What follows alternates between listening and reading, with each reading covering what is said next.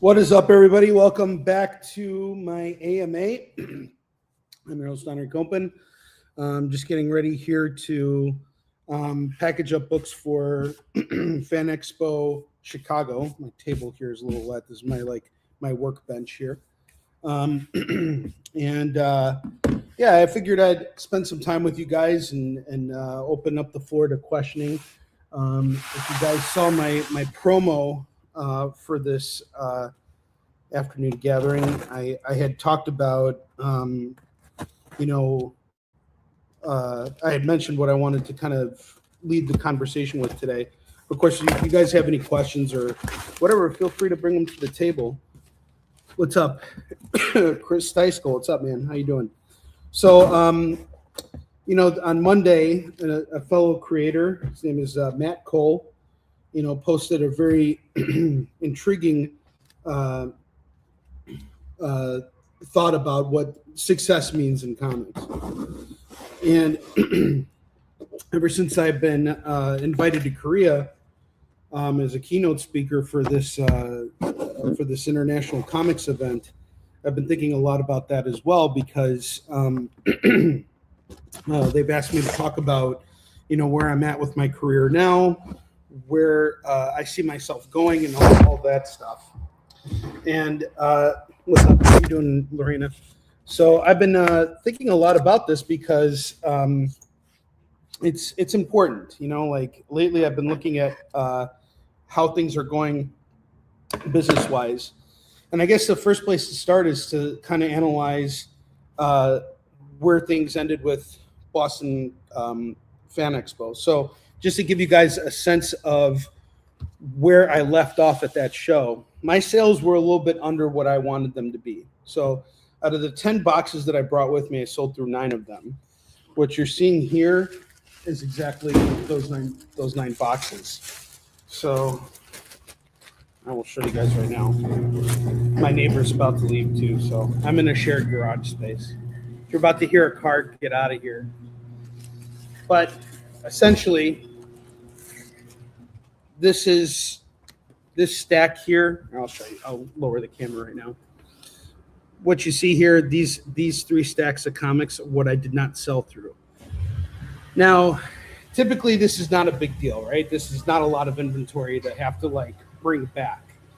But at the same time, I think about the changes in my business model, right? So this year, I realized that I can't provide the same type of pricing that I did on my books before, because print costs have gone up, right? So before I was selling 4 issues of Beast and Shin for $10, and I was doing all 3 issues of Warline for $20. Now I have to raise the price, and not even raise the price. I just have to sell at cost, because if I don't sell at cost, I'm going to have to go back to print faster. I'm actually losing money. And regardless of anything, when you're running a business, you have to be thinking about money. That's the bottom line.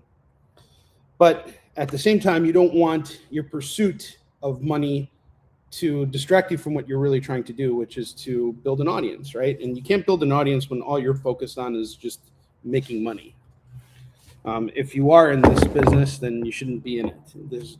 There's plenty of other opportunities to make money in other areas, in other fields. But with comics, it's one of those things where you have to be, I believe, committed to the process of building your fan base, and in order to do that, you have to be a part of the community. That's kind of the gist of it, If you're not involved in it, it's not really gonna bear much fruit. I've met a lot of creators over the course of my career who jump into this business and they just want to make a comic because they look at it as a means to an end. Or they get into this because they have a story they want to tell, they tell that story, and then they're okay with it, which is fine, but then it's a hobby, it's not a business anymore. When you're really looking at it as a business, you have to be heavily ingrained in what's going on. And you have to look at everything, and you have to be really honest about it. How do I look at Boston Comic Con or Fan Expo Boston? It was my most successful outing in Boston. But if I compare every 3-day show that I've done this year to Boston, Boston fell up short. Not by a lot, but it did fall up short. So that's actually something for me to consider. Like, do I want to go back to Boston next year? And the likelihood of it is very minimal because they're also moving the show to a different time of the year. So now it's going to be in December, and I usually have another obligation in December that is drivable, so I don't have as high expenses, and that's also something to consider too. So all these things are important when it comes to considering whether or not I should actually do a show or not, you know. And that doesn't necessarily mean that I can't and that I don't like the show or that I'll never do it again, but it has to work out in a sense that financially, if I do this show, if I take this risk, it will have some sort of likelihood of payoff, you know. And this show definitely did. I covered all my expenses. I can pay all my bills. I can sleep easy at night, you know. And that was one thing that I really enjoyed about the experience of going out there was being back in my element. But the one thing that has been really hard for me, especially lately since I've changed this model, is the fact that I'm now selling to less people. Less people are walking off the floors of cons with my books in their hands, because before it was you would not know who I am, but I'd be giving you such a good deal on books that you couldn't turn it down, right? You could turn it down, but there was more of a reason to jump on, you know. Now, you know, it's a little bit trickier, and that doesn't necessarily mean that I have a bad product or that my product isn't worth what I'm selling it for. It just means that people's ability to spend on that is capped, right? Like this show had Chris Evans as a special guest. To get a signature by Chris Evans, you needed to pay $400 for that. That doesn't leave people with a high disposable income. The one thing I kind of tracked with my sales was people were capped at a certain level, meaning I didn't see a lot of people spending above a certain rate. If I look at my average sale for that show, it was somewhere between $25 and $50. Nothing ever above that, right? So if you want to buy everything on my table, let's say you go and you buy both Easton Chin graphic novels, Marks, and Warlion, that's easily $100, right? So not a lot of people are going to be doing that. And me as a creator, I'm not going to, or as a sales guy, I'm not going to spend my time trying to pitch someone all of those things. In fact, my strategy is I always focus on one book and then the other, right? So I go from Easton Chin. If I sell Easton Chin, I upsell on the graphic novel. If that doesn't work, then we just got some single issues, we move on. With Warlion, my only upsell is Marks. I don't try and take Warlion and go to Easton Chin because someone's already in at $30. It's very hard to get them in at, you know, anything beyond that at that point.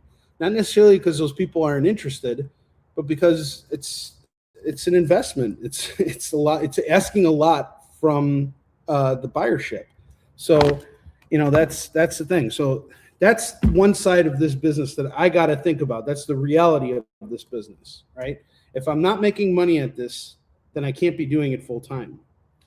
So I have to always be thinking about that. But those experiences also kind of give me opportunities to think about how can I accommodate the passive buyer, the person with less money in their pocket. And I've really been thinking about this. I really love these comic tags here. I think this is something really interesting to look into. I did a little bit more research into it. And the concept of the comic tag is actually patent pending. So it's not something I can just copy. I have to come up with my own version of it. But I do like the idea of having something that I can sell for somewhere between $5 and $10 that gives people at cons who have only $10 to spend a chance to experience my work without diminishing the value of my actual books. So that's something I actually think about. It's not about the amount of books I sell. It's about the amount of access I give, because the access I give will lead to more profit, you know? So that's the way I tend to look at this from a business standpoint.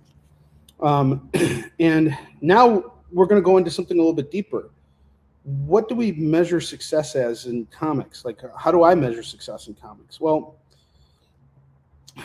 I can assure you right now, I want you guys all to use your imaginations for a moment and know this very fact that right now, at this very moment, there is somebody in this world who has woken up, hasn't done shit in days. They wake up, they let out a big, disgusting, wet fart, and they have made $1 million. I promise you right now, somewhere in this world, that has happened right now. I'd love to be that guy, but I'm not that person, right? So there's always more money to be made. And if you're chasing money, then comics isn't for you. I'm sorry. If you're just chasing money, comics isn't for you. That's not saying that there's no money in comics. Okay, those are two different things. But if your goal is to make as much money as you want, then go work in finance or go work in the oil industry. Go work in a business where revenue generation is what the focus is, you know? Like, don't waste your time with comics because you're in it for the wrong reasons. So we don't measure success in comics purely off of profit. We measure success in comics based on sustainability, which is a very hard thing to establish and maintain because of the validity of the business. So, like, for example, these last 2 months, I didn't have any conventions, right? So my sustainability, petering. I had to depend on savings that I had made from conventions that I did back in May. So that's tough, and it makes things a little bumpy. But that's where you have to be smart about it, and it's very possible to do it. You just have to be smart, and you have to look at all of your expenses. You have to do all these things. Like, a lot of people think owning a business, it's like this wonderful thing. Like, oh, I get to be my own boss. The worst thing about being your own boss is being your own boss. You can only hold yourself accountable. You have to hold yourself accountable, as a matter of fact. No one else is going to do it for you. So if you're not prepared to do that, if you're not prepared to take that responsibility, then, don't do it either. Go work for another company. And let's say you go do that now. When you go work for another company, which there's absolutely nothing wrong with doing that. Let's say you want to go work at Marvel or DC or something. What you're giving up is your control over whatever it is you're working on. You have to be open to doing whatever the company wants you to do. You're in service to the company. So if DC wants you to write something that you're not comfortable doing, well, you either don't take the job or you find a way to get comfortable. That's it. And everybody struggles with this. Every writer has to struggle with the fact that they may not want to necessarily do something. I was talking with another Marvel writer last week, and they were telling me that they had to revisit a storyline that they did. This is a very well-known creator, by the way. And they were telling me that they had to revisit a story that they had been that they keep getting dragged back into. They didn't want to work on it anymore, but they were asked to do it. They were paid money, and so he found a way to make it work. And that's the thing. You can always find a way. That's kind of part of the job. With freelancing, you kind of have to be more flexible. When you're in a position like mine, which is a very unique position to be in, and I won't deny that, it's not like anybody can just do what I'm doing. It takes a lot of work. I have to wear a lot of different hats when I'm doing this. And being a creator is a very sort of like small part of what I do. It is an important part of what I do, but it is a small part. If we look at my day and how it's broken down and how much time I actually spend writing, it's very minimal compared to the amount of time I have to spend preparing, packaging, marketing, doing everything. Like even yesterday when I wrote my newsletter, that took 4 hours to do. A lot of people don't even think about it. It took 4 hours to do. And by the way, I did use AI to assist me with it. However, the way I use AI is to assist me with taking the images that I've generated and helping me put it together because I don't have time or the resources to hire someone else to do it. So in my opinion, and the way I see it, that's a completely ethical use of what it does. I I think there's ethical and non-ethical usage of AI. Using AI to create a comic book for you is unethical because you are taking content that exists that someone worked hard to do, and you're using AI to basically steal from it, right? Using AI to write for you is also unethical because it is not coming from you. There's nothing genuine about it. It's not coming from within. It's a very generic thing. So those are two different, but using it to promote something, like even if you look at the image that I used to promote this AMA, that was AI generated, but it wasn't just AI generated. I didn't just say, hey, do this and just put it up there. I had to edit it. I had to edit it multiple times. There were like 6 drafts of that motherfucker. I looked at it. I worked on it. So yes, AI did a lot of the heavy lifting in terms of moving things around, but that the person who did all that, who said this needs to be here and this should be here and this is how the information should be presented, is me. This is a tool. It is not something that I rely on to do all the work for me. And I have to be very vigilant in how I use it, and I think we all do. It's a responsibility. It's not just something you can allow to run amok.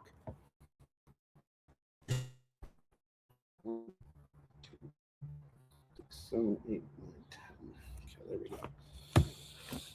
Another thing that kind of upset me about Boston was how low Warline sales were. I sold through about half of what I brought with me, which honestly, I was hoping to move through a lot more than half. I was hoping to move through all of it, to be honest with you. Everything I brought with me, in comparison to other 3-day shows that I've done, for example, GalaxyCon Oklahoma City, I was able to move through far more over there. Now, why is that the case? Why was I able to move more in Oklahoma City and less in Boston? Well, there's lots of different, factors in this. What's the average income in Oklahoma City compared to Boston in terms of disposability? How much disposable income do people have in Boston compared to Oklahoma City? So there's a huge margin there. Boston's a very expensive city. People make a lot of money living in Boston, but Oklahoma City also didn't bring in Chris Evans and charge $400 for a signature with him. There's a big difference there, Those are all things to be considerate of. All right, I got to actually start doing work here because I'm starting to sweat balls. But leave your comments. Let me know how you guys are feeling. Talk to me, Goose.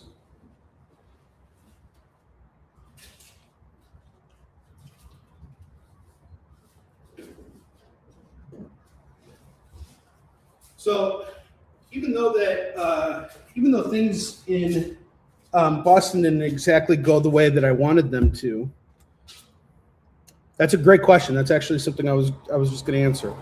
So, okay, didn't do that great in Boston, right? Now I have to consider what I'm doing this weekend in Chicago. So, the show that I'm doing this weekend takes place 20 minutes from my house. So, 20 minutes from my house, it's an easy drive. But it's run by the same organization, and Informa, who operates under Fan Expo, when they do these shows, they create fan fests. These are no longer comic conventions. So the amount of people who are actually at these things to buy comics is a lot smaller now.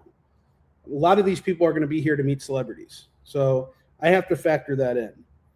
However, this is also a local show. So how much do I bring with me? I bring about the same amount of books that I brought to Boston. Am I going to sell through all that? The likelihood of it is very minimal. I doubt it. That show I've always been capped at a certain point, but I've been steadily raising what I've been able to do over there. So as long as I can hit that goal, I'm happy. So typically what I want to try and do when I plan a show is I want to look at the amount of time that I have to sell. So I won't do anything less than a 3-day show that I have to fly out for or even drive to, because I need that time. Time is everything. So Friday, Saturday, Sunday, I need to be able to do everything. Every single minute of the convention is important to me. So that's the biggest thing. And I think about how much I can move per day, and then I think about what I can do for the weekend. Most of the time, I'm pretty accurate in what I can do, so that even if I don't sell through everything, I sell through a majority of it. And honestly, I haven't had a sellout since MegaCon this year, and MegaCon was not a planned sellout. It was actually accidental because I didn't pack enough Warline with me. If I had brought enough Warline, I wouldn't have sold out. I just underestimated what I thought I had available over there, because a lot of my Warline inventory was actually in Tampa with another friend of mine who was holding it because I didn't sell through all that stuff at Tampa. So honestly, I haven't sold out at any con this year since then. And I'm actually proud of that. Okay, I've sold out of things at cons, and I've sold the majority of what I bring with me to cons, but I haven't completely sold out of everything that I've brought with me in a while. And that's okay. I'm not upset about this at all. I'm actually kind of happy about it. The main reason is because if I'm not selling through as much inventory, then I don't have to go back to print as quickly. And when I have to go back to print, that's when the expenses hit. Like this year already, I've already spent $20,000 on printing. I don't want to spend $20,000 at the end of the year because I have to go back and reprint something that I sold for not enough money, you know? Matt, I hope you're doing well too. Thank you for inspiring today's conversation. For those of you guys who don't know, Matt Cole is a comic creator like me, and you know, he made a really interesting post which I shared with you guys before we got this AMA started about what success in comics looks like to him, and I think he hit the nail on the head. You know, it's not about the money. You know, for him, he determines success a little bit differently, and I think that's the way to look at it. And it doesn't mean that I'm not money driven. I will tell you guys right now, I'm a huge capitalist. Major, huge capitalist. I'm a capitalist pig. All right? I am all about opportunity and making money. But if I was just focused on making money and not focused on the other elements of this, then I wouldn't be where I'm at right now. It would be very hard to do it.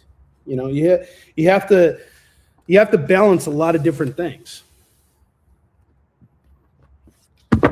That's, you know, you're doing a great job of it, man. Honestly, I have a lot of respect for what you're doing.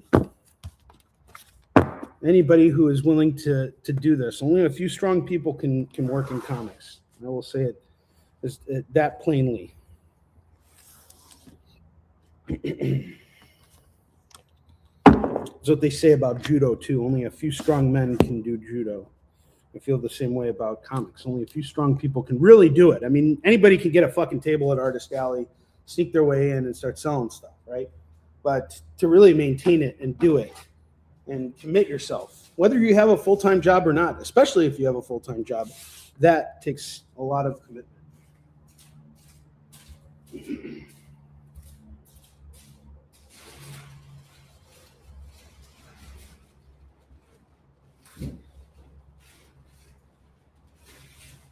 And I'll tell you guys right now, I know a lot of creators, a lot of people who do this, go to conventions, about as many as I do, and have full-time jobs on top of that.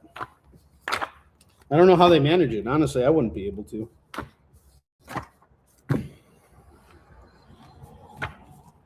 By the time a con is done for me, I'm pooped. I need like a day or two to rest, and I rarely get it now. There's always something to do, right? There's always, and that's what sucks about being your own boss, is being your own boss, right? So, for example, I got back. I think I told you guys this yesterday on Kicking It. My flight from Boston back to Chicago was hell. My commute was terrible.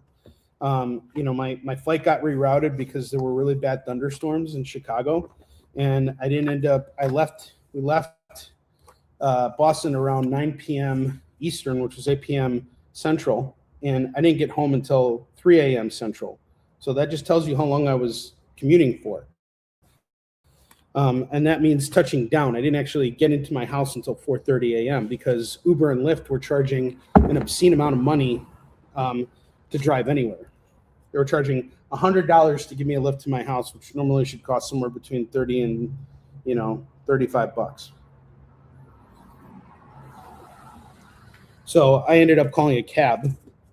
Cabs don't come right away, and I got home. When I got home, well, I slept.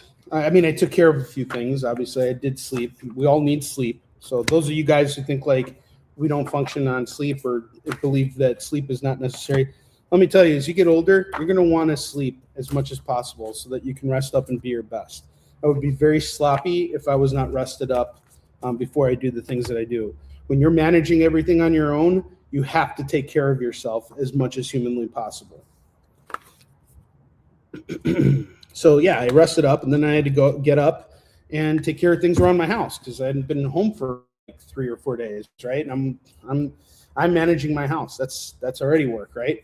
So I get that stuff done, and then I've got packages that got to go out, right? I had people order stuff online. I have my sales shows. People pay for their books. They need to go out because if I delay that, who's going to want to shop with me? Why? Why would you shop with me? You could buy comics from anywhere. You could drive 15 minutes and go buy comics from anywhere. You could go online. You could shop anywhere. Why would you shop with me? You shop with me because I'm going to give you good service. I'm going to ship out everything right away as soon as I possibly can. That's me holding myself accountable to provide good service. Every retailer thinks that way. They have to. Otherwise, guess what, guys? They're not in business. They're just running a hobby. They're just having fun. They love collecting comics and they just buy stuff and sit on it or whatever. You can't think like that.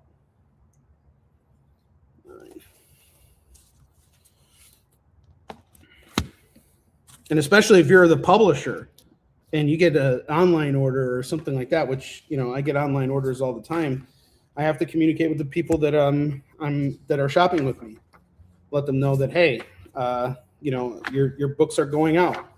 If you guys shop with me on Kicking It, I always send shipping information so that there's never any miscommunication with anything. You guys know where your books are, when they're going to be coming to you, all that stuff. It's extremely important.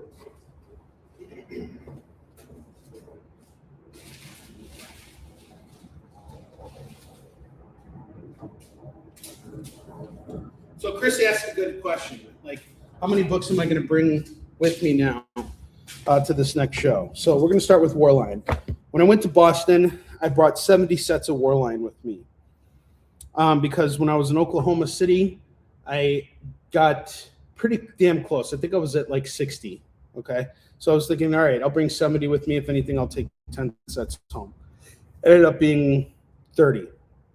So Warline definitely underperformed at Fan Expo Boston. Warline will likely underperform in Chicago too. I'm just ready for it. I'm being realistic right now. I'm going to push the hell out of it. So I'm going to keep doing what I do. It'll do what it does. I'm not thinking negatively about this. I'm being very realistic and open with you guys about how this works. So I'm going to bring 60 sets with me because worst case scenario, even if I sell through half, which I might sell through half, I might sell through less, then I'll bring it home. Who gives a shit? It's just a 15-minute drive, right? All I got to worry about is loading it into my car. I got a dolly. Everything's fine. So we're going to bring 60 sets. However, if I have such an incredible weekend and I'm like selling through all of these, it's easy for me to just come home and restock. That's not a problem. That's the advantage of doing home shows. And typically I don't sell out at home shows for pretty obvious reasons. If I sell out at a home show, I restocked and sold through what I restocked on. Okay. So that's okay. Like that has happened for me before where I sold through so many Eastern Shin graphic novels that I brought more and sold through those. That's selling out in my opinion. If I'm at the end of the show and I've sold through everything that I've restocked on, then that's enough. 4, 5, 6, 7, 8, 9, and 10. Okay, so now we got, as you guys can see here, I'll show you, 60 sets of Warline. Each are going to be sold at $30 a pop. And also, just want to let you guys know, while we're doing this AMA, if any of you are compelled or inclined, you're welcome to claim any of my books. And if you want me to give you the pitches on any of them, that's totally fine too. So you can actually buy stuff on this AMA. Another part of this business that's important is experimentation. For those of you guys who know, I mentioned Roberto Santiago quite a bit. Roberto, who I consider a very good friend, is has helped me really redefine how I approach this business, how I approach my business. And a lot of what I see him doing with his stuff right now is experimentation. He's always trying something different. He's always questioning things. You know, he's never afraid to ask the questions. He's never afraid to consider the possibilities. And I think this is how breakthroughs happen. This is how we evolve. And so this was part of why I started experimenting with Whatnot. You know, that was honestly kind of an initiative that Roberto and I had talked about, because I had some really bad shows on my Facebook and YouTube where I promoted them and did all the things that I normally do, and I just didn't get the kind of turnout that I wanted. Okay, that's going to happen, right?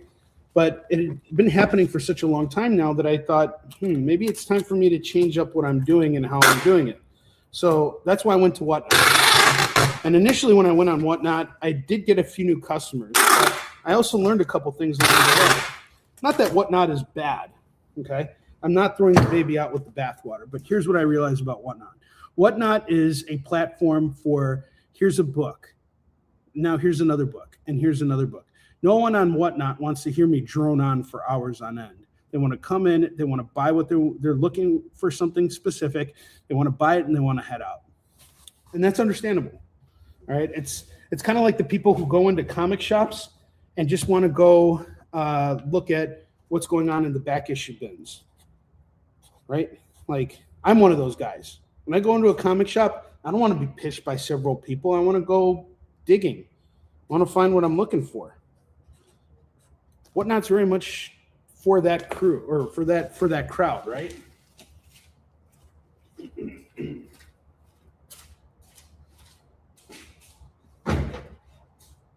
However, sometimes people look for something different. So right now, my next experiment is going to be to use Whatnot to try and sell some of my books at cons. What if I can bring people with me to conventions?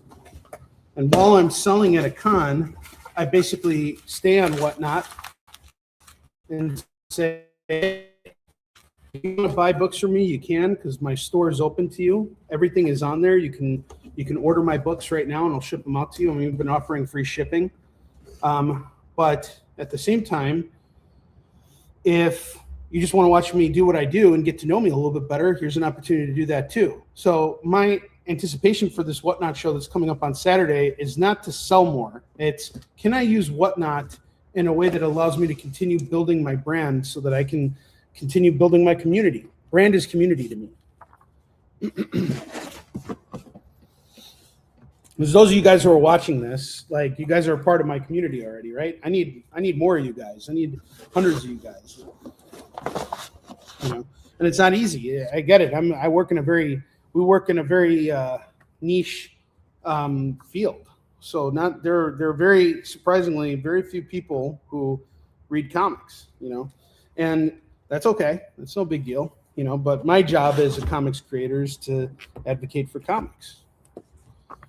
Just like Matt Cole. Matt Cole is also an advocate for comics. You know, he's constantly trying to get more people to read comics, as he should be.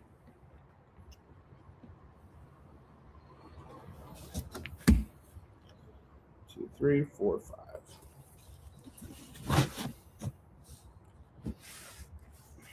I have talked up a storm right now. Now I'm sweating up a storm. All right.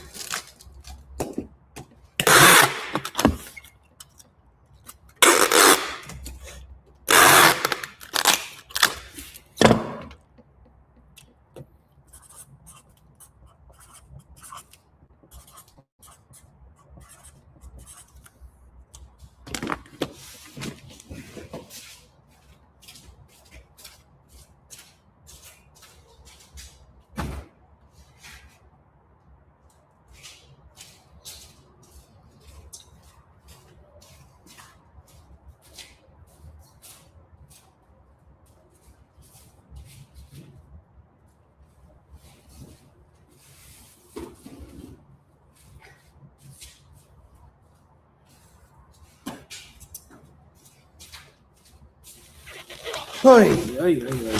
So, by the way, I will be streaming again tonight for Onrie's comic mukbang reviews. We'll do an advertisement for that right now.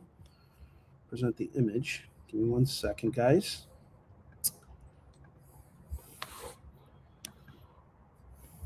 Oh, that's my kick in it. All right. So tonight,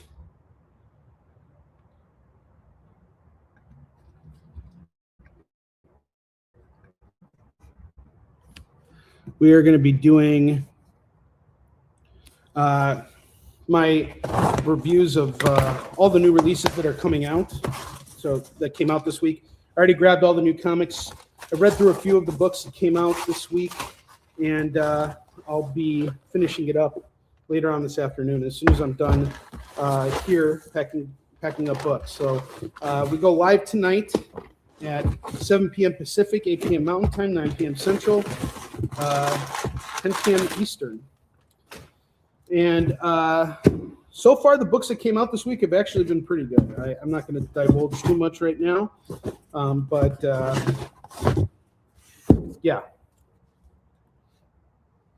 So now I'm packaging up Mark's books, counting it up. I always open up books just to make, or boxes just to make sure the books inside are generally in good condition, sellable condition.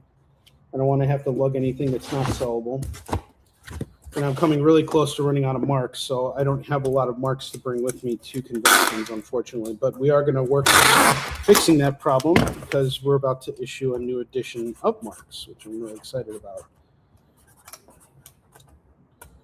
So coming in 2027, we will have a new edition of marks that'll be coming out. I'm not sure when the final issue of Piece of Shit is going to come out. My hope is that it'll probably be closer to the end of 2027, just because we're still only halfway through it. But here, we're done sharing the screen here. All right, and now I have gotten all my stuff done with Warline. Now I gotta start packing up my usage books.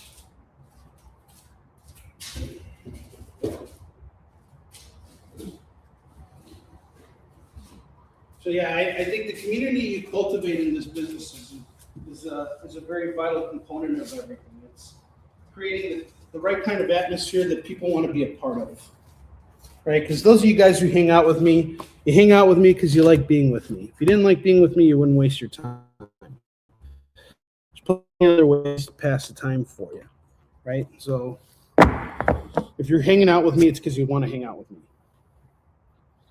8, 9, 10. So me as the guy, I have to create an environment that you want to come back to.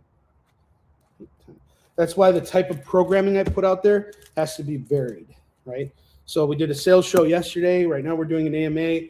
You know, tonight we're going to be doing reviews, and then I'm going to try bringing you guys to a con. That's divvying it up. It's not keeping the focus on the sales per se, right?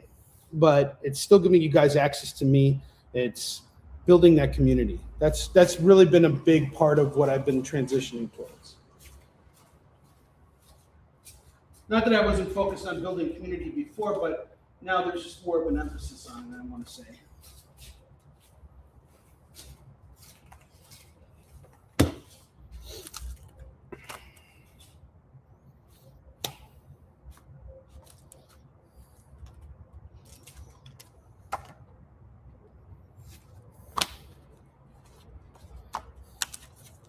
Again, if you're watching right now, feel free to drop a comment. If you have questions, that's what AMA is. Ask me anything.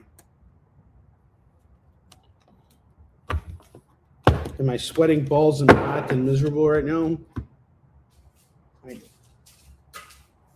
Would I rather be doing anything else? Absolutely not. I love what I do.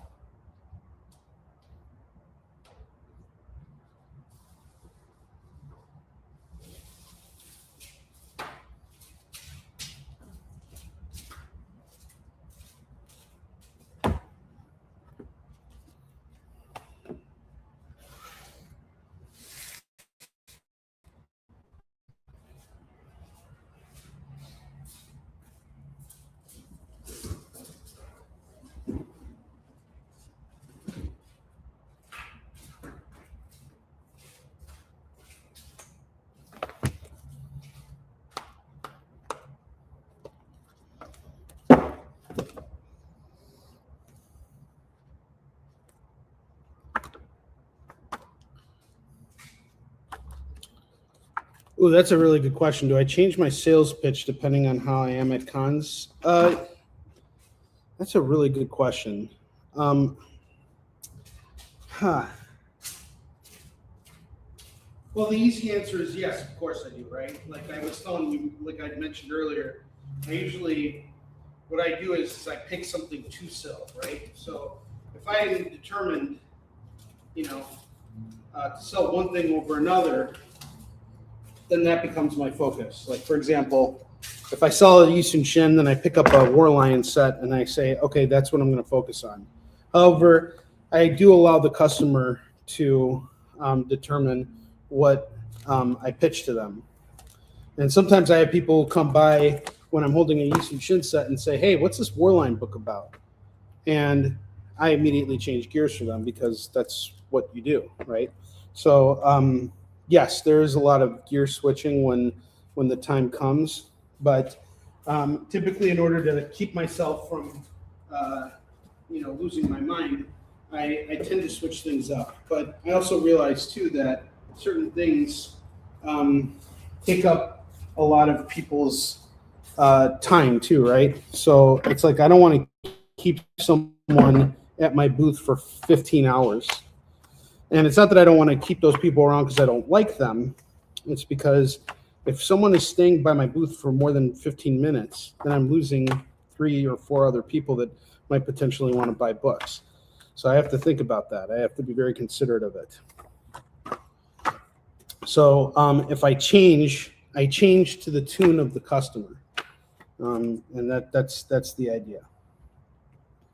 I hope that makes sense.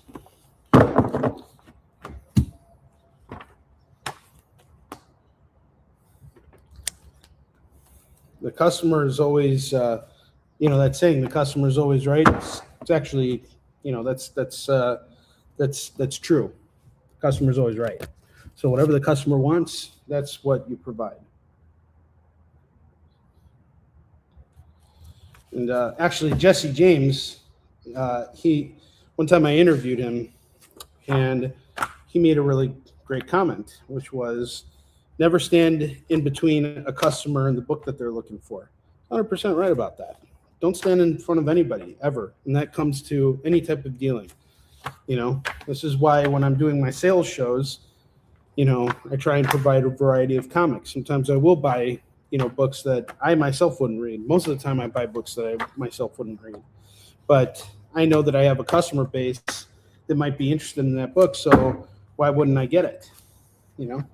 Like Chris, I know that you're into some of the Disney stuff because your kids read it. I don't read that shit, but your kids do, so I need to provide it, right? And I got to provide it at a price level that, is interesting for you to want to pick it up at.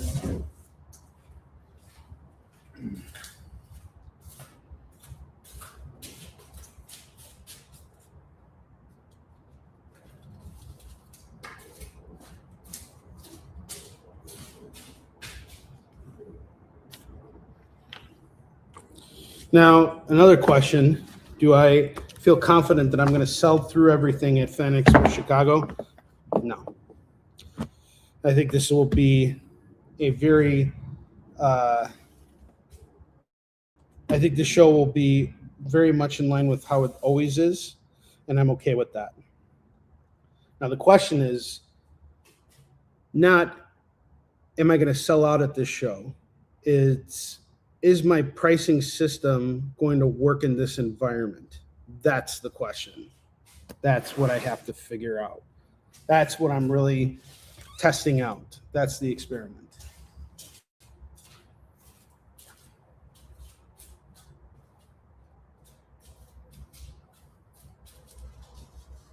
And if it doesn't work, the question then becomes, can I afford to adjust for this buyership? Should I change for this buyership? That's kind of the question there, right?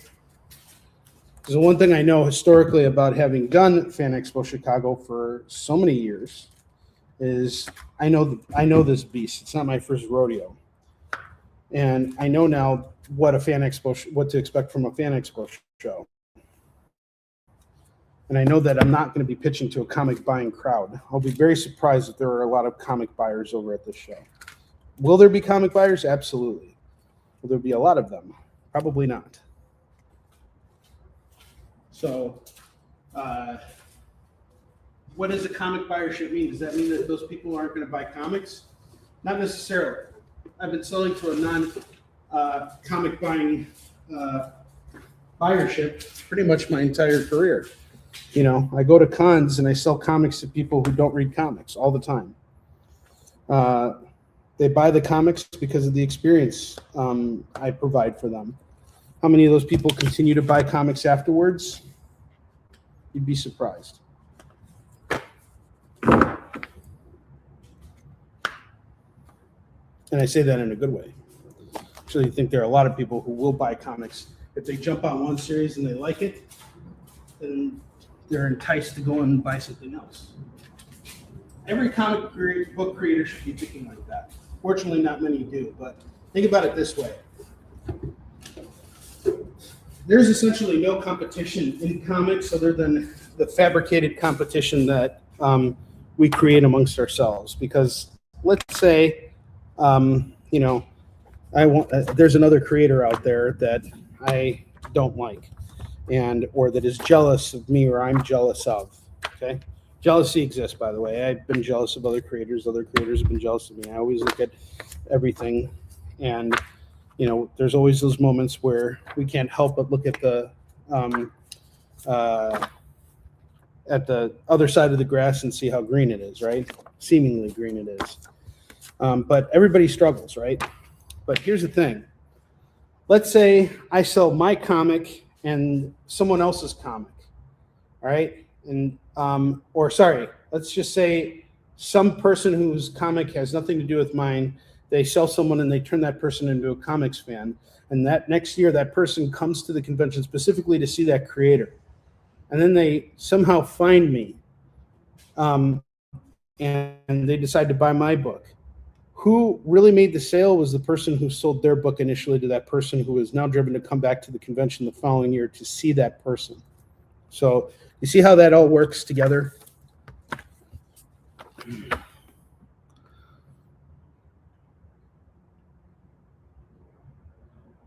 Oh, wow. I'm sorry to hear that. No, I haven't, but I'd be happy to hook you up with another shirt.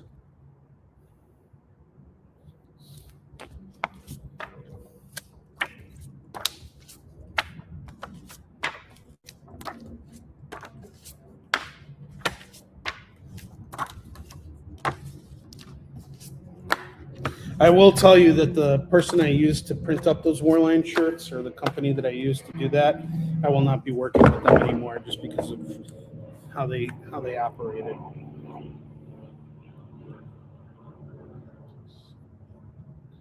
So I'm not surprised to hear that the quality is not the best, but I'd be happy. I have some extra Warline shirts. I'm happy to accommodate if I still have them.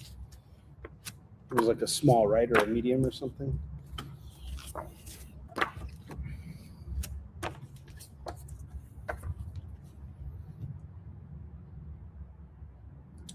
Well, that's good. I'm glad. I'm sorry, Chris. It must be a defective one. We'll see what happens. I appreciate you guys wearing your shirts.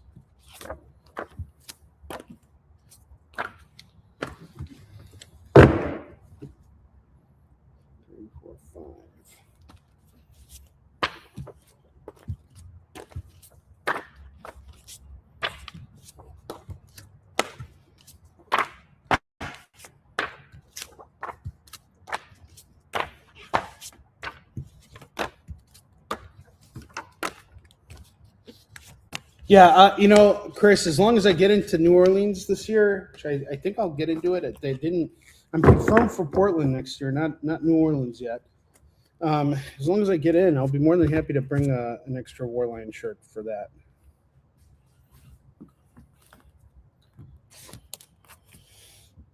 All right. Got my Fallen Avenger sets, and now I just got to get my Warrior Defender sets.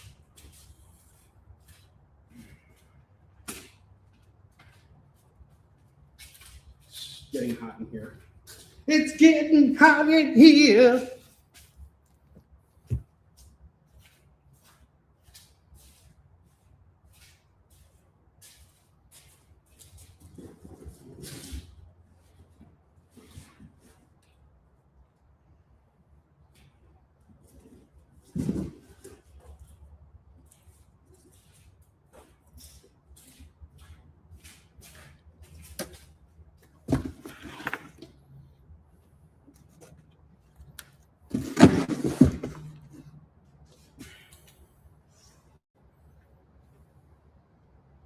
Yeah, I'll let you know. Yeah, that'd be awesome. I like that this is becoming a tradition now, Chris, that we get to see each other every year at that show. We had a good time this year. It was a good time. It ain't nothing but a good time.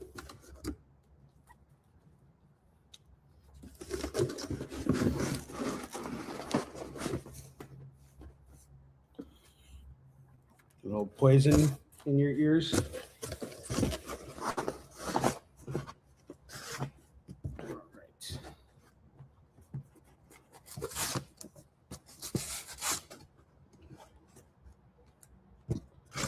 Ugh.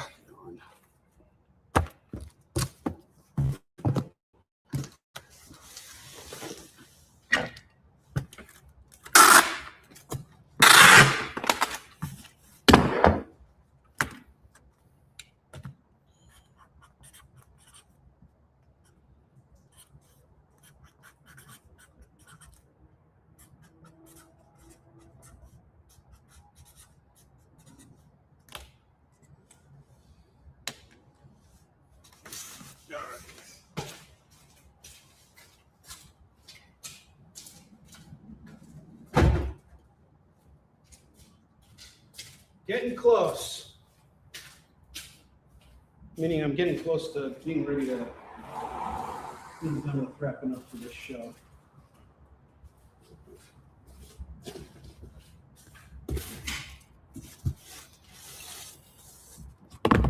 It ain't nothing but a good time.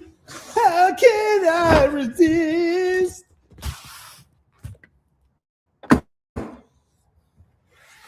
I love Poison. All right.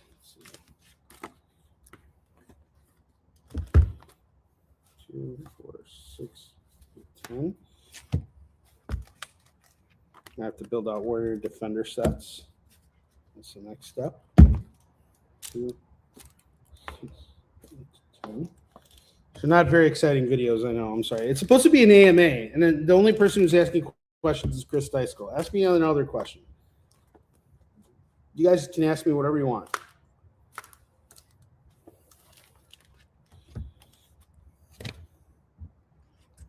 I saw X-Men 97, by the way, the season finale. It was really good.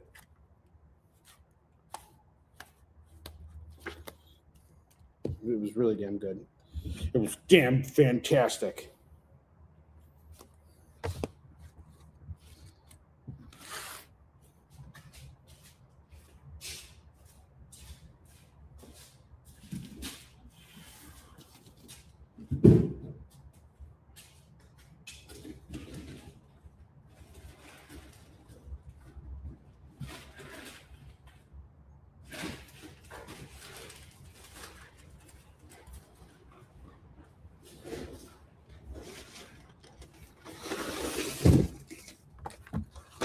Oh, AMA has asked me anything.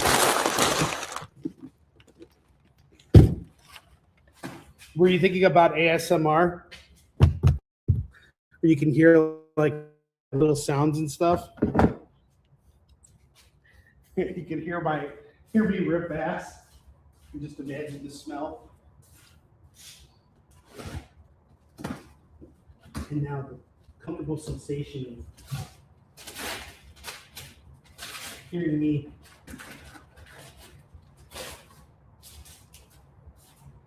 do horrible and disgusting things.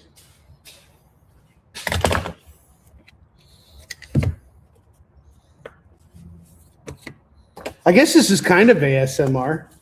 You could literally hear the sweat dripping from my body. Oh God, that's so gross. Hate that. You're dirty. Your dirty forehead.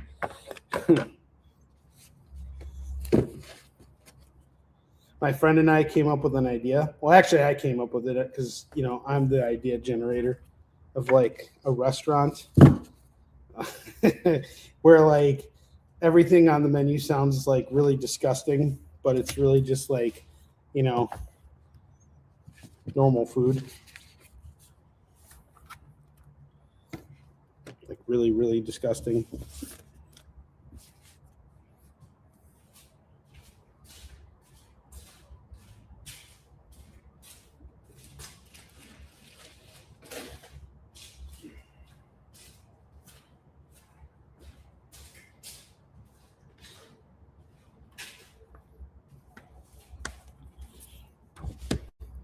$40. 2 more.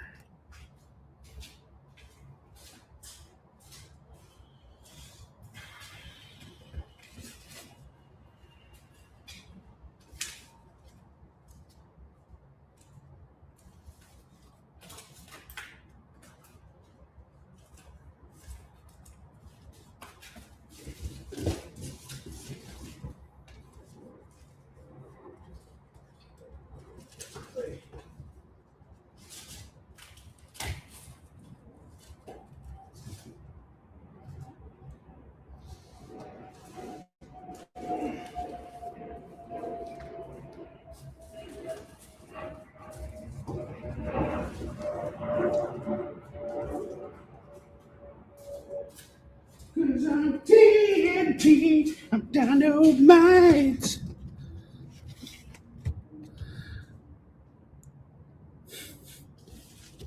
You didn't read the visual? Okay, so you learned something new today. That's good. I'm glad. You should be learning something new every day. The more you know.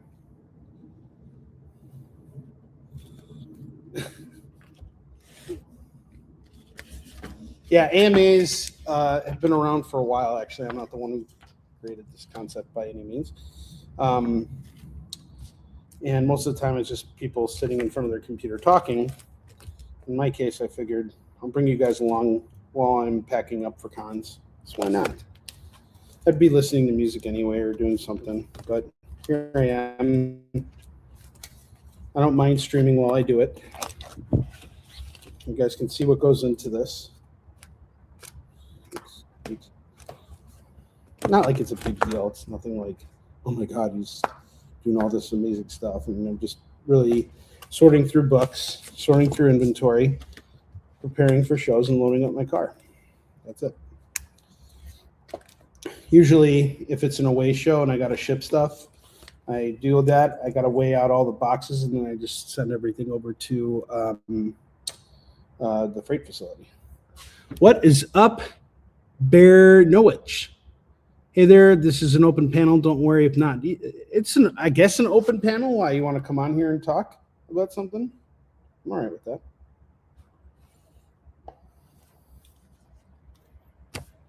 But it is an open panel. I mean, if you have questions or whatever, I mean, it's an AMA.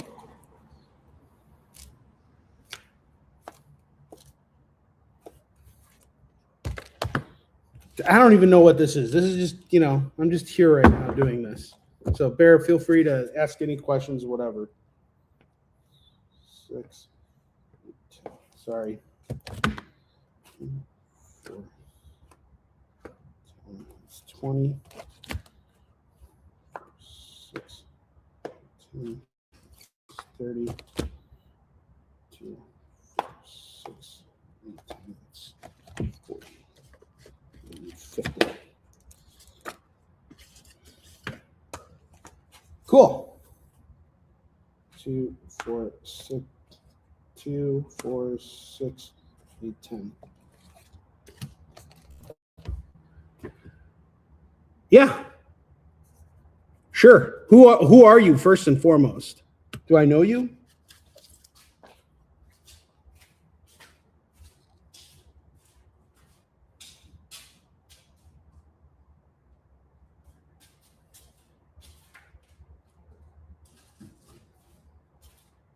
Are you like my somebody I know we met before? Give me a little introduction of who you are.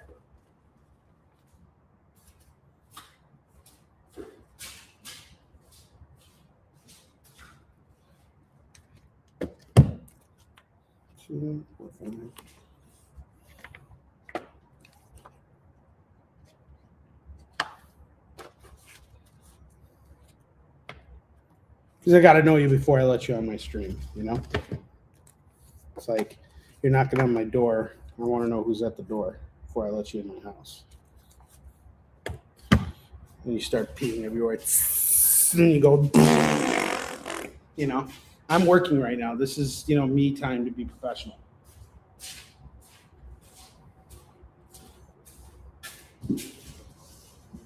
Oh, gross!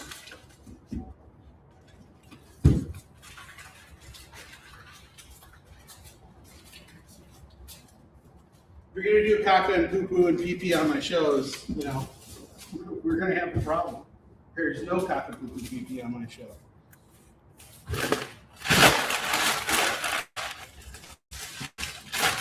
Will be no toilet humor. There's no toilet humor. Why do you think that is funny? It's not funny. Kyrian, it's not funny. I'll kill you. Screw you, broccoli. I'll kill you. Pepperoni and bullets.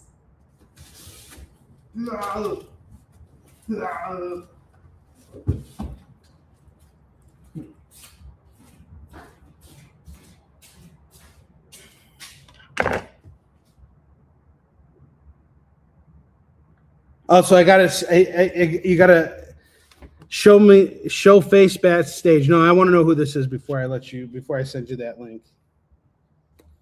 Sorry, I gotta know who this is. I'm happy to have you on here, but you gotta let me know who you are. 6, 8, 10.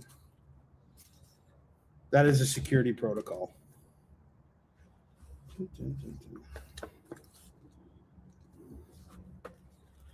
1, 2, 4, 6, 8. If I knew you and you were coming on here, that would be one thing. But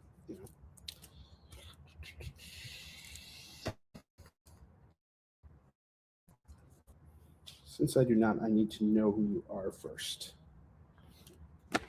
I'm sure you're a great guy and all, but or person. I don't know.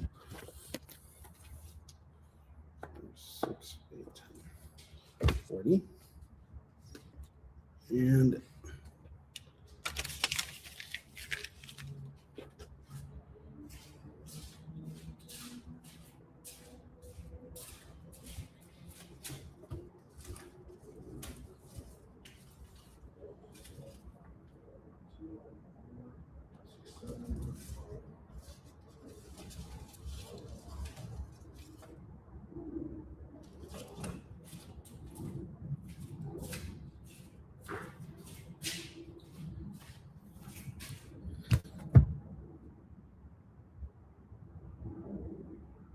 okay, cool. Yeah, you know what? Do me a favor. Message me, okay? Because I wouldn't mind you coming on my stream. That's totally fine. When I'm doing something like this, always happy to have people on here. I know you're random. That's okay. This is my email, okay? I'm going to put it over here for you. Message me. Let's get to know each other. Once I know who you are, I have absolutely no problems with you coming on my stream. Because we don't know each other, I gotta kind of be careful, especially when I'm on this channel, because when I give you a StreamYard access key, it's giving you the ability to come on here, and we haven't discussed what I don't know what you could say on here or what can happen. You know what I mean? So let's just make sure we're on the same page about everything. I'm sure you're a wonderful guy and everything, but I just want to, take those precautions. That's something I have to do for my own self. But if you want, since you're in the room right now and we can see your comments, tell us what you do. Are you a comic creator? Or did you just want to come on here to talk? Like, what's your background?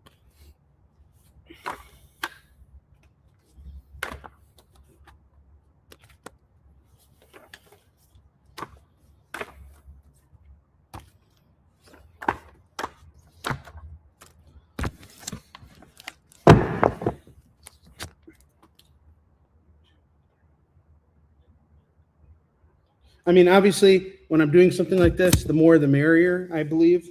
But again, just because we don't know each other, I just want to, I need to take those precautions. And I appreciate you being so understanding about that. Thank you.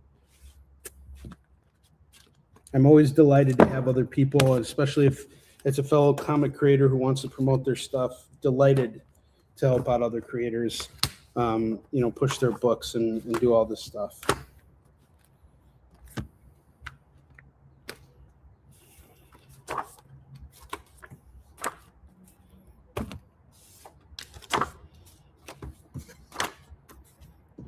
Two, three, four, five.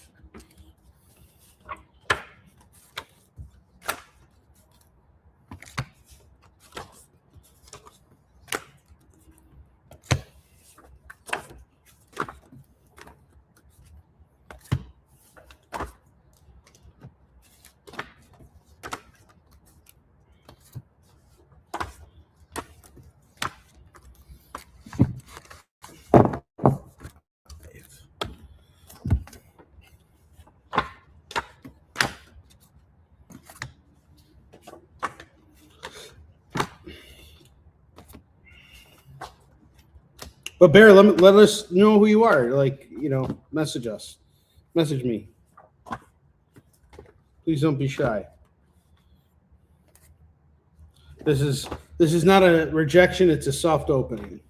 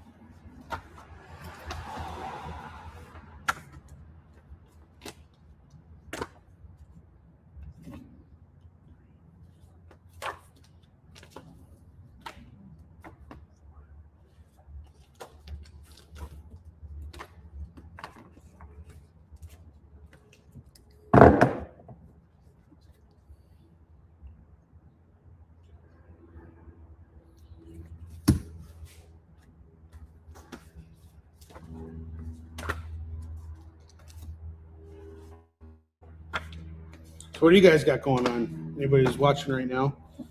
What are you working on? TPS reports?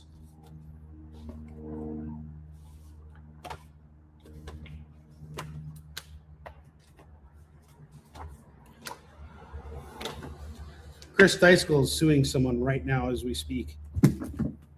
He's in court and he's like, Your Honor, I'm not going to put up with this shit, damn it.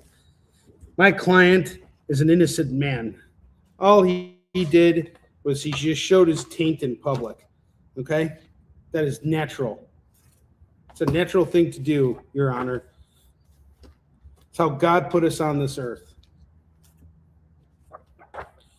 Tainted love. That's like your closing argument. You play Tainted Love. And everybody, because that song is so good, everybody's like, you know what? We're just going to quit this. Your Honor, we've reached a decision. We are going to, acquit the defendant of all charges. We of the jury find the defendant not guilty.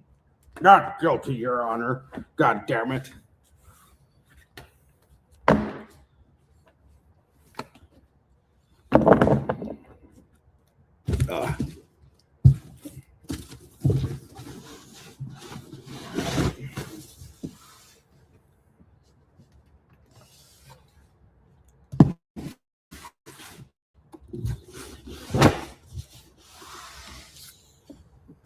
Case closed, Your Honor.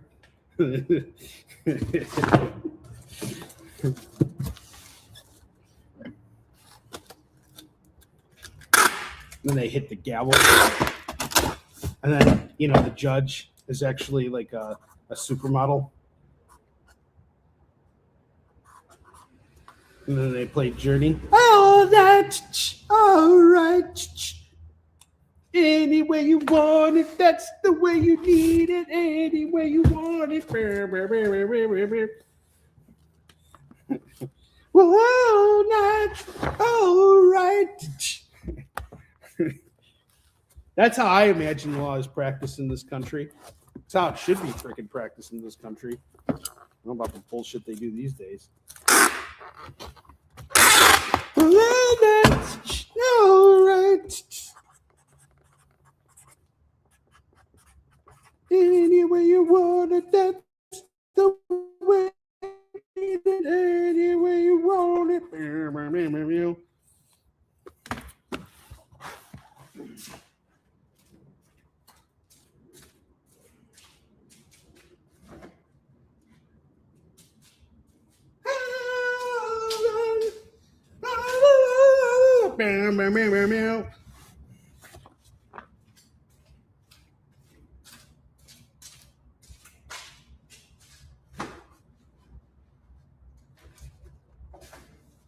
Any way you want it, that's the way you need it. Any way you want it. Oh, oh.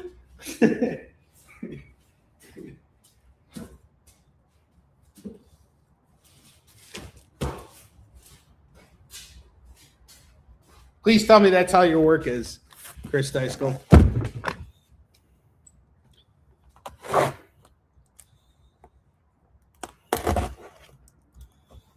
Please tell me that being a lawyer has its perks, that you get to come into work every single day and everybody is just dancing and having a good time. Everybody have fun tonight. Dee dee dee. Everybody Wing Chun tonight.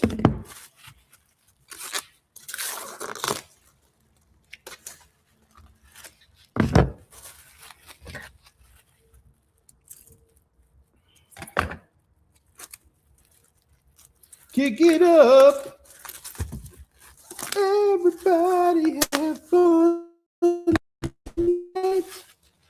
Everybody Wing Chun tonight. You know, it's like you come into work and it's like, you know, it's all about that. Hey, that's a large package. Joey, once again, you're coming on here and you're making me blush here. I feel like Wesley Snipes in Blade 2 when Ron Perlman asked him, hey, can you blush? And then he shoots back at him and says, hey, can you blush, bitch? Everybody have fun. Oh, my God. I forgot I have inventory in Phoenix. Pretty soon I'm going to have inventory in all parts of the land. Dee-dee-dee-dee. Dee-dee.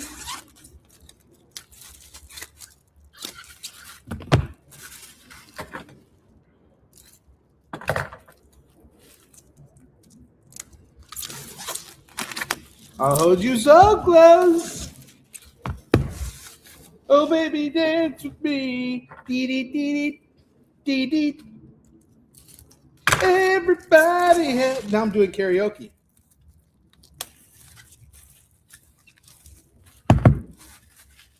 What's that? Hold on. You're cute when you blush. I don't think I've ever actually physically blushed before. I've gotten goosebumps, but I've never blushed before. You guys ever get really nervous when you're around someone and just totally shit your pants? Does that ever happen to any of you guys? You just totally like defecate and you're like, oh, hi, what's going on? I get older, and it all just comes out. You're like, no. You're just sitting there crying. Are you blushing now, bitch?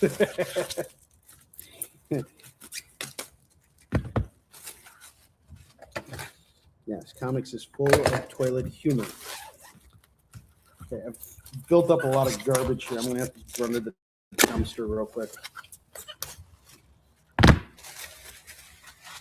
Everybody have fun tonight. Everybody have fun. Wing Chun tonight. Now I've got that song stuck in my head.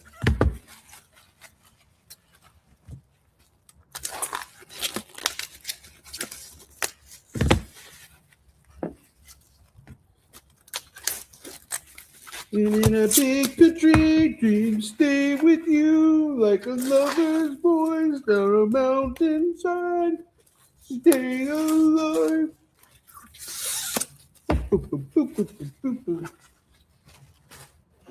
So look right here, it gets better. You better get you started.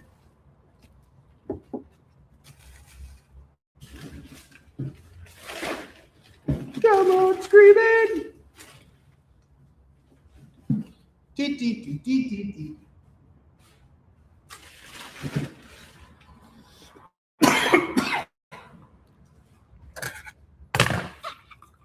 Oh. 1, 2, 3, 4, 5, 6, 7, 8, 9. 10, damn it! 10, Your Honor.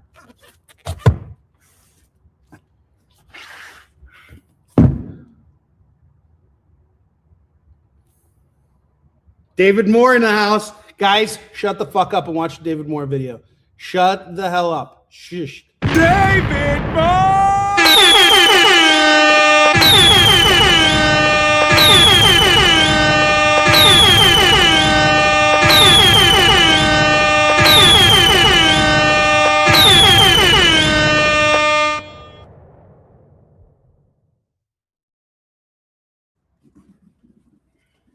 When David Moore is in the house, you will shut your goddamn trap holes and you will listen.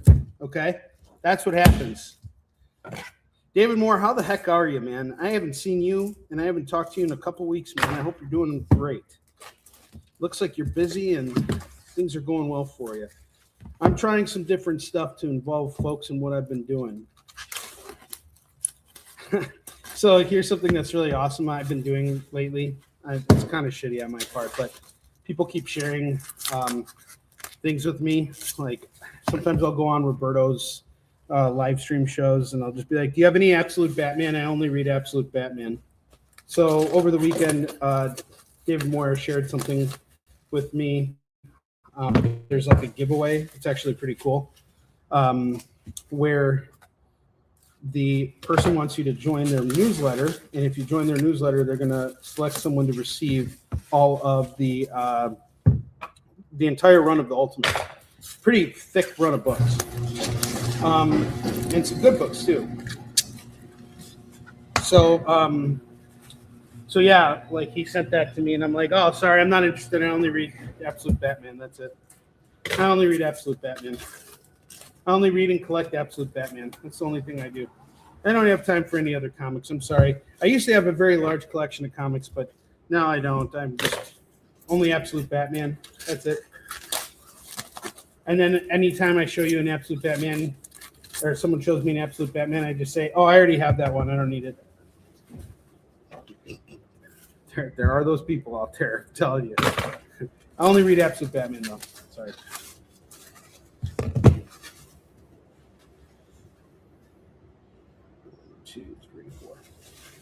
So David Moore, I'm just trying something different here, getting people involved in what I'm doing, giving you guys a look at how I prepare for cons, and just opening it up to an AMA, opening the conversation, involving you guys a little bit. If there's anything you want to ask me, now's the time.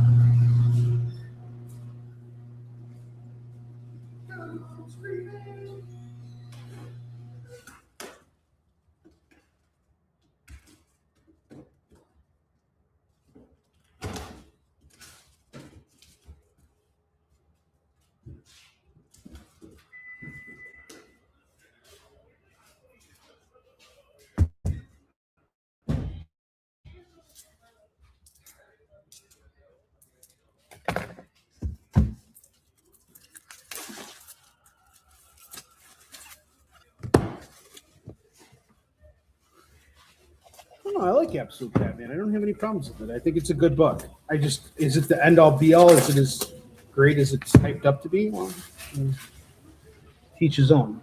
I like it. I think Scott Snyder does a really good job of keeping people engaged with his work and the things that he's doing. He finds a way to get you to want to come back for that next issue, and that's a really hard thing to do.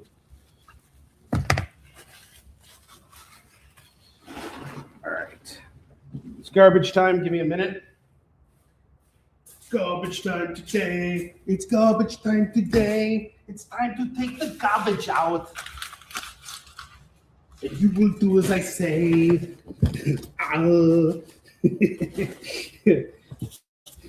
Hi, Rosario. I will kill you today.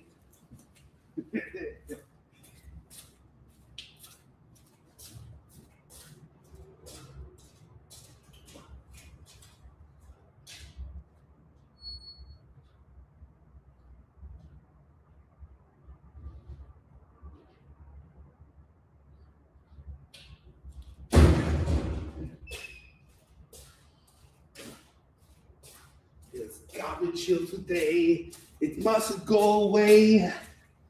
I'll kill you if you do not throw out your garbage.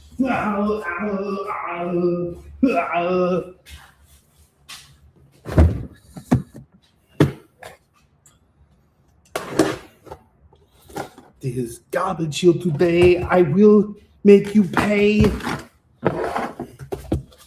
You guys want to join in on this, on the fun, as we're singing Arnold Schwarzenegger songs? Be sure to tune in tonight for Onrie's comic mukbang reviews. Here is all the information you need, okay? Tonight, I will be reviewing all the new comics, including the latest issue of Absolute Batman. Is it good? Is it shit? Tune in to find out. As soon as I'm done packaging up books here, that is exactly what I'm going to find out, and I will share my findings with you guys tonight. I'm really enjoying the different types of content that I'm providing for you guys now, because it's really allowing me to explore a lot of different things. You know, for a long time, I was always streaming content to sell comics. Selling comics is still a very important part of what I do, but providing content is also important. And providing the type of content that keeps you guys engaged and entertained, that is what I think is very important for me. So one thing I have to say about Boston, by the way, that I was really pleased about, going back to, you know, what we were talking about earlier, I'm really pleased with how well the East Central graphic novels performed there, all selling out at cover price. That was awesome.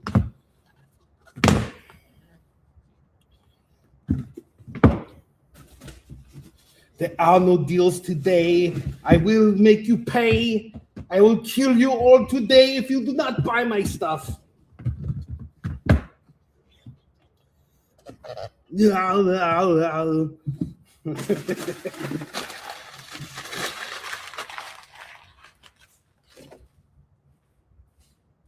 Affirmative. Affirmative. My CPU is a neural net processor, a learning computer.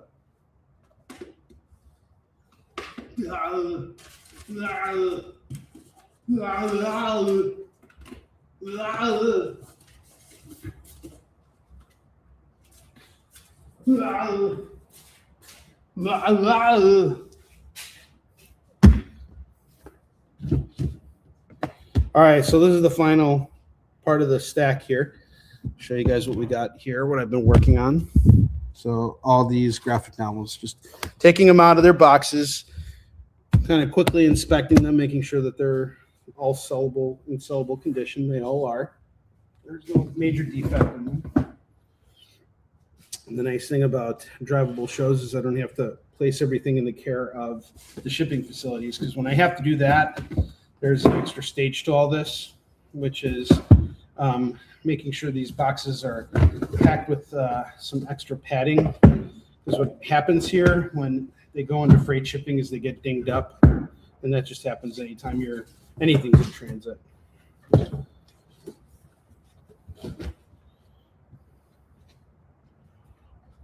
Come on, scream it. Come on, scream it.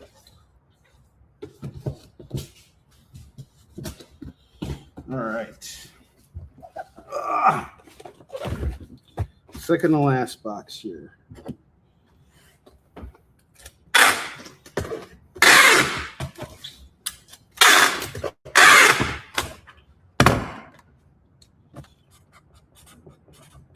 Honestly, I thought I was going to be on here for an hour maximum. I'm surprised this is taking as long as it is. Come on, screen!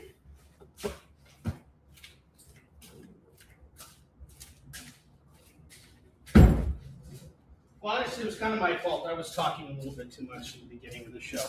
I wouldn't shut my fucking mouth. And that's a problem. Sometimes I have a real problem shutting my fucking mouth.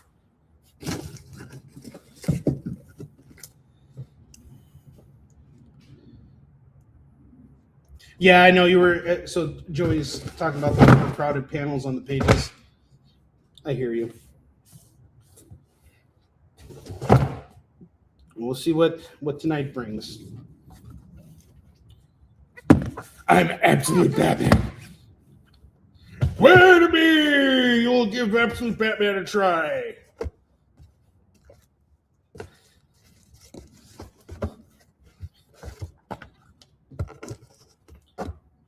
Wait a minute. I'm going to go rattle some cages. How do you think Absolute Batman's going to sound? Who do you think they should do the voice for Absolute Batman? Rip Taylor is the voice for Absolute Batman.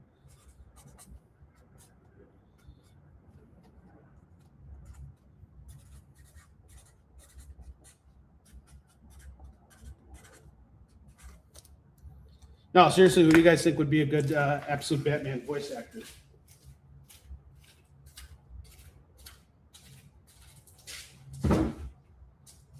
I'm Absolute Batman. I'll kill you. I'll punch you so hard in the stomach it'll break your spine. Killian, I'll kill you.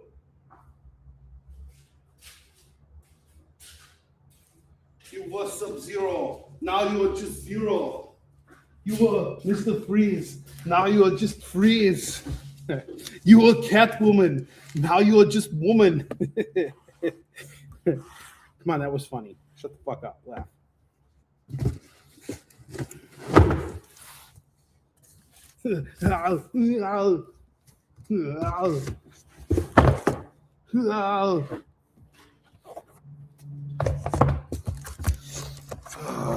Come on, screaming! All right, we are done.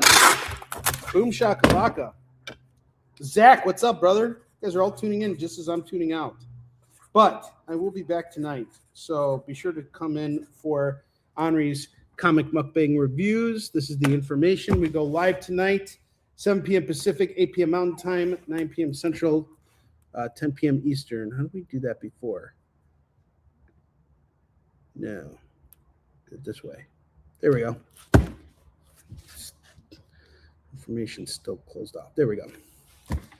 So this is when I'll be live tonight for Onrie's comic mukbang reviews.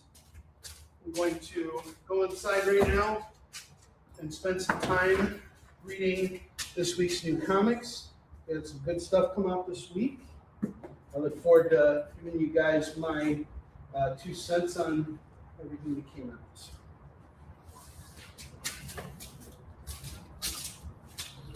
Shah! I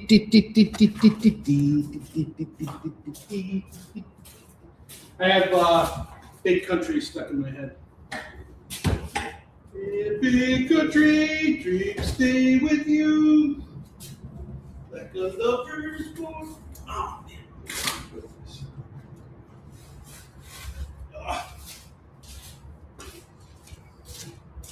Gotta load up my bookmarks. Come on, screaming! Come on, screaming!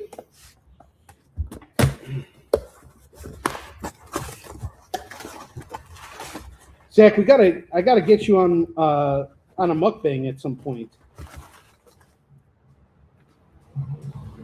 Actually, I'm going to open up tonight's mukbang if anybody wants to come on there. All right, hold on. I see some comments here. I'm going to respond in just a second here. Hold on. Shut the fuck up. I'm coming. Hold on. Hold your shit. Hold on to your dick. Hold on a second. Hold on. Oh, you're building a 3D printer? That's pretty cool. Two-sided tape. That's exactly right, Pablo. Two-sided tape. Why didn't I think of that sooner? Jeez, I'm an idiot. All right. Got this. I'm going to bring some bags with me. Some bags for customers.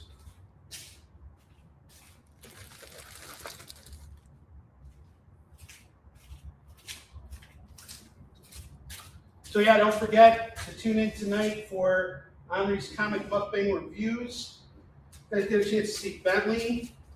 And I think Alan's going to make an appearance in there too. It's right around his bedtime, but you know, it's all good. I'm going to let him stay up a little bit if he wants.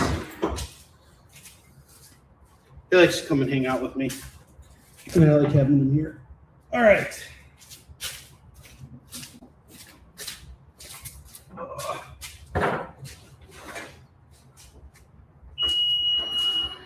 And that's the way the news goes.